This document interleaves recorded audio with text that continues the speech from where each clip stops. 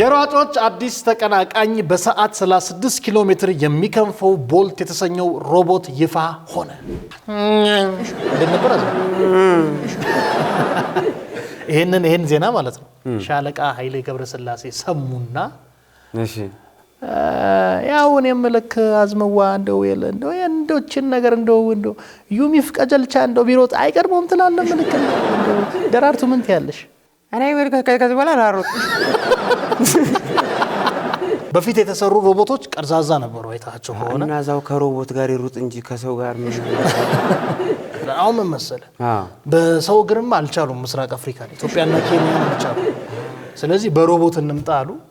ያው ሮቦቱ እንግሊዘኛ ከጠየቀ ነው ችግር የሚሆነው ወደዚህ ነው